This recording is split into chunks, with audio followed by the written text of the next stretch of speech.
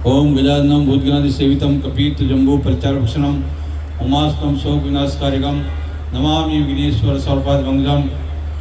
एक बार सब मिलके मेरे साथ जयकारा लगाना है। सत्य सनातन धर्म की, केदारनाथ भगवान की, बद्रीनाथ भगवान की, यमुनोत्री मैया की, गंगोत्री मैया की, उत्तराखंड की, समस्त बंधुओं देवियों सज्जनों, आप ये बहुत ही हमारे विशेष रूप से सच्चिदानंद जी ने जो है हमारा शर्मा जी बहुत पुराने, मेरे को भी करीब 86 में मेहनत बना था और इनको भी 35 साल का हमारा संबंध है। विशेष रूप से ये पोखरियाल जी, सच्चिदानंद शर्मा जी, पोखरियाल जी और हमारे पूर्व राज्य मंत्री अध्यक्ष जो है आपका सागर रावत जी और संचालन करने वाले जगत रावत जी, संरक्षक श्री पीएन शर्मा जी एवं समस्त कार्यकर्ता बंधु जितने भी यहाँ पर उपस्थित है, ये आप सबका, हमारा सबका सौभाग्य है कि आप लोगों को देवभूमि में बहुत से लोगों को जन्म लेने का अवसर भी प्राप्त हुआ। वहाँ के आप निवासी भी है। मैंने पूरा उत्तराखंड की पद यात्रा की हुई है, ऋषिकेश से लेकर जो है मैं इधर अपना करोड़ चट्टी वगैरह जितने भी जाकर, जहाँ पर बनिया कुंड वगैरह है, आपका प्रयागराज है, ये जो है अलग अलग, जैसे अपना देवप्रयाग है, देवप्रयाग के पास में हम बनिया कुंड गाता है जगह, वहाँ जो उत्तरकाशी के लिए जाते हैं। तो ऐसे ही पूरा उत्तराखंड का हमने भ्रमण किया है। और यहाँ जैसे बटवारी है, बटवारी से जब हम केदारनाथ के लिए जाते हैं, त्रिभुजी नारायण वगैरह के लिए, तो वो 3 दिन का रास्ता बोलते हैं कि जर्मन की लड़ाई और पवाली की चढ़ाई, वो बहुत बड़ा पहाड़ है उसमें है, वो पहाड़ों से जो है चोटी चोटी पर जाना पड़ता है, चोटियों को पार करके जाना पड़ता है। तो उत्तराखंड का संबंध जो है हमारा बहुत पुराना है और विशेष रूप से भारतीय वैदिक संस्कृति में हमारे चारों धाम, और जहाँ पर चारों धाम वहाँ है आपका गांव। एक बार बोलिए जय हो चारों धाम की। जहाँ पर है चारों धाम वहाँ है आपका गांव। ये बहुत बड़ी बात है, आप लोगों के लिए बहुत बड़ा सौभाग्य है कि ऐसे आप लोग जो है दिव्य आत्मा, हिमाचल को तो बोलते भाई शिव जी का स्थान है और जो है हिमाचल का वास है, पार्वती जी का निवास है। जो आप लोगों को बोला उत्तराखंड जो है देवताओं का भूमि। मैं बहुत बार देखा कि जब मैं उत्तरकाशी में बटवारी वगैरह आगे जो है उत्तरकाशी में, जब हम वो भोजवासा की जगह है जहाँ गंगोत्री से पहले, जहाँ से गंगा जी निकलती है, गंगा जहाँ निकलती है गौमुख से पहले भोजवासा है, वहाँ मैं रात के समय में विश्राम किया तो सामने से देवता आके गंगा जी में स्नान करते हैं। तो ऐसे वहाँ उत्तराखंड में चमत्कार है, कई प्रकार का कहीं कहीं पर देवता आके स्नान करते हैं। और वहाँ का जो है बहुत ही, जैसे हमारा जगत गुरु शंकराचार्य जी भारत का अंतिम बोलते हैं कि केरला से बोलते ना कश्मीर तक, मैं बोलता हूँ केरला से उत्तराखंड तक भारत एक है। क्योंकि विशेष रूप से भगवान शंकराचार्य जी ने कालड़ी गांव में तुंगभद्रा नदी के किनारे जन्म लिया और उनका जो है 32 साल की अवस्था में उन्होंने पूरा धर्म का, सनातन धर्म का प्रचार करके पूर्ण करके केदारनाथ में, केदारनाथ शिवलिंग में समा गए। केदारनाथ में जो है उनका मुक्ति हो गया। ये जो है उत्तराखंड मुक्ति का धाम है कि सबका मुक्ति वही होती है। पांडव जो है महाभारत में समाप्त होने के बाद में पांडवों को भी केदारनाथ में जाके उनको मोक्ष की प्राप्ति हुआ, वो मोक्ष की प्राप्ति हो गई। तो ये हमारा महाभारत है, रामायण है, ये जितने भी 18 पुराण है, 108 उपनिषद है, वेद व्यास जी ने रचना किया कि व्यास गुफा जो है वो बद्रीनाथ के ऊपर में है। तो वेद व्यास जी भी वहीं गए थे। तो सारे ग्रंथों की, सभी देवताओं की, सब ऋषि मुनियों की वाणी कहाँ से आई? उत्तराखंड से। बोलिए एक बार उत्तराखंड भगवान की। उत्तराखंड भी एक भगवान है अपना, कि हर गांव में एक गांव में एक देवता है, एक गांव में एक कहानी है, एक गांव में एक धाम है।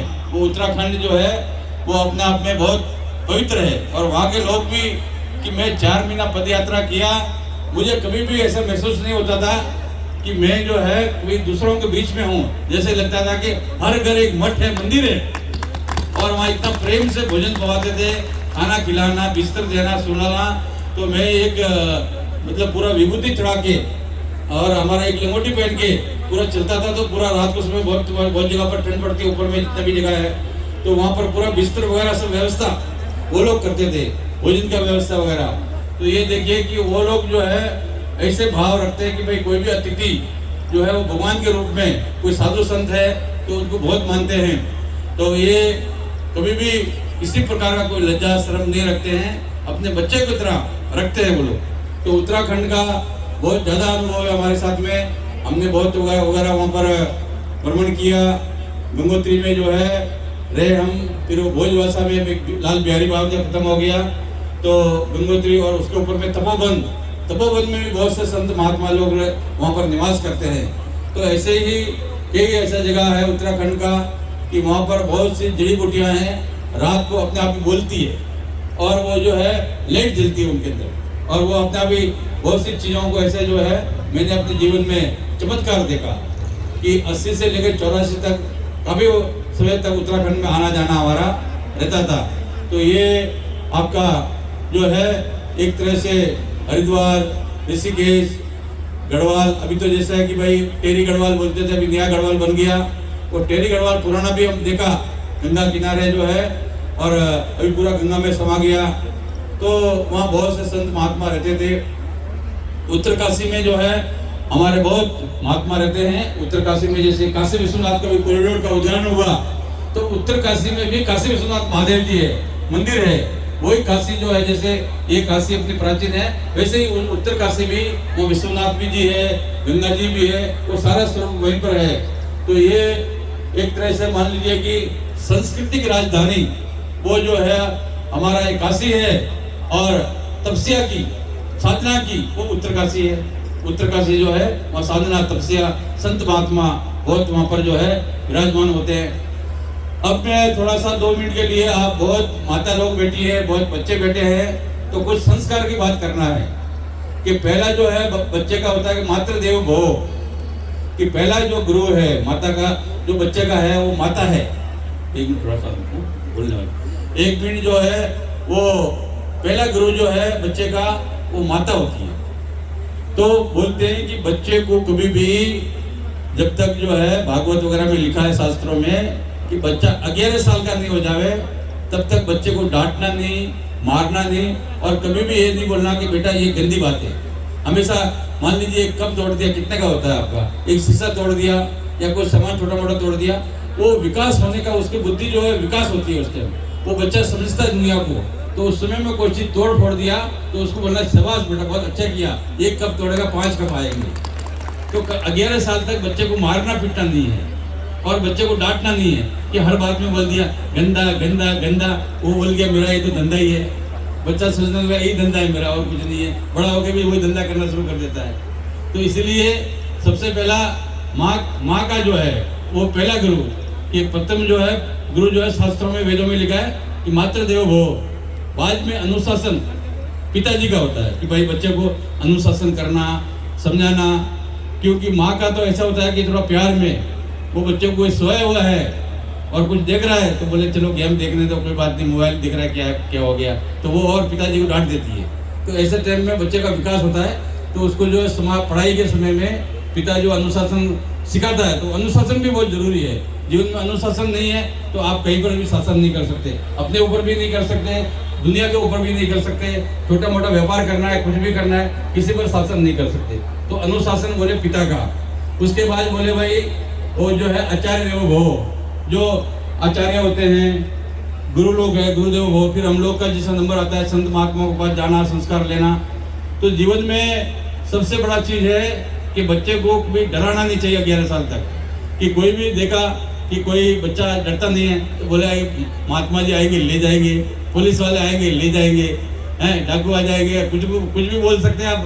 तो डराना बच्चे को, डराना नहीं। कभी डरता है बच्चा तो निर्भय नहीं हो पाता है। तो बच्चे को मजबूत बनाना है, विवेकानंद की जैसा बनाना है। तो हमारा जो बच्चों को बहुत ही अच्छे संस्कार देना है। और हमेशा से जो बच्चा मान लीजिए कुछ समय के लिए कुछ गेम खेलता है खेलने दो, कुछ फेसबुक देखता है देखने दो, व्हाट्सएप चलाता है चलाने दो, कुछ समय तय करो आप कि आप 10 मिनट या 5 मिनट, उसके बाद मोबाइल लेके अलमारी में रख दो। वो कोई भी चीज़ खराब नहीं है, परंतु वो दिन रात उसमें लग जाएगा तो वो विक्षिप्त हो जाएगा, विक्षिप्त आधा पागल हो जाएगा, मानसिकता जो है उसकी असंतुलन हो जाएगा, दिमाग जो बुद्धि खराब हो जाएगी, बुद्धि का नाश हो जाएगा, वो बुद्धि का विकास नहीं कर सकता। तो हर चीज़ जो है हमारे लिए जो वैज्ञानिक बनाया है कि विज्ञान आनंद ब्रह्म, तो वैज्ञानिकों ने बनाया वो भी अच्छी चीज़ है, कोई बुरा चीज़ नहीं है। मान लीजिए कि पहले जब हम चिट्ठी लिखते बहुत समय नहीं पहुँचती थी, अभी व्हाट्सएप किया तुरंत पहुँच जाती है। तो कोई भी चीज़ आपका बुरा नहीं है, कोई भी चीज़ अच्छी है सूचना देने के लिए। तो ये जो है अपने को जो सोशल मीडिया है उसका कुछ सोशल वर्किंग होना चाहिए कि अपना शोषण अपने ही शोषण करने लगे तो वो फिर अपने बुद्धि को नाश हो जाएगा। तो इसीलिए बच्चों का, माँ बाप का, आचार्यों का, क्योंकि आजकल ऐसे होते हैं कि भाई आप देखते हो कि स्कूल में पढ़ाते नहीं, फिर ट्यूशन पढ़ो, ट्यूशन पढ़ के बाद बच्चा क्या करेगा।